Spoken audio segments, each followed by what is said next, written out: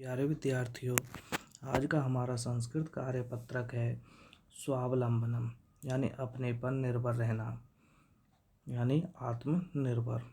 उसके बाद कृष्णमूर्ति ही श्रीकंठ च मित्रयास्ताम। कृष्णमूर्ति और श्रीकंठ दो मित्र थे।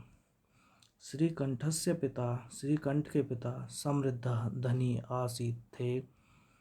अतः इसलिए तस्य गृहे, उसके घर में, भवने भवन में, सर्वविधानी सभी प्रकार के सुख साधनानि सुख साधन आसन थे।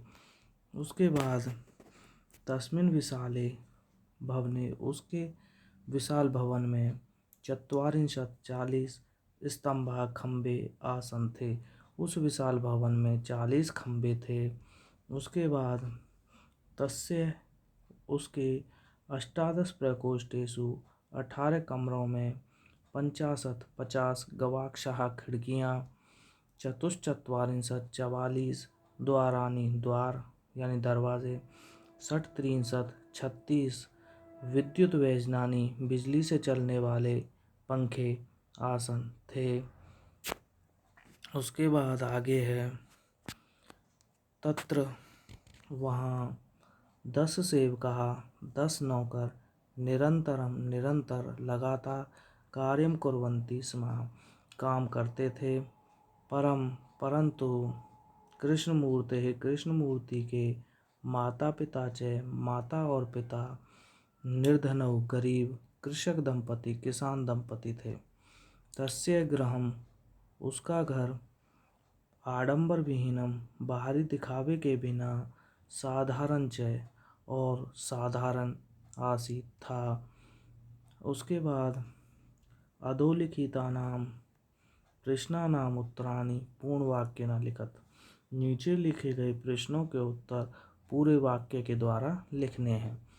कस्य गृहे भवने सर्वविधानि सुख साधनानि आसन, किसके घर में या भवन में सभी प्रकार के सुख साधन थे। तो किसके घर में थे? श्री कंठस्य गृहे, श्रीकंठस्य गृहे सर्वविधानि सुख साधनानि आसन। उसके बाद अगला है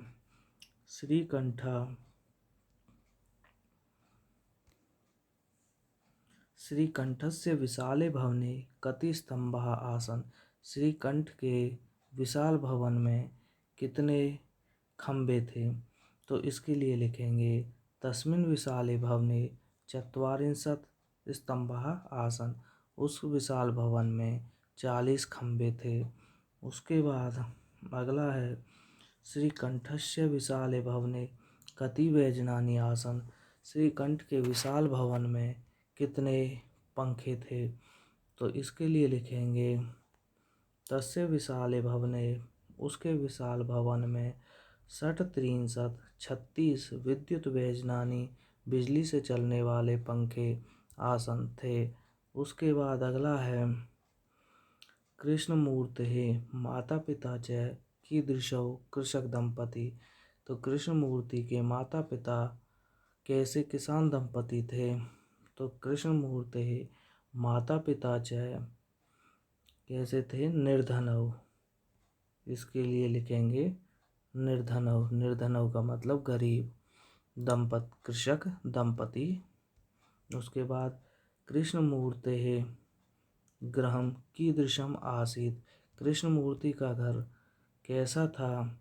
तो उसके लिए लिखेंगे कृष्णमूर्तेः गृहम् आडंबर विहीनम साधारण च आसीत्। धन्यवाद।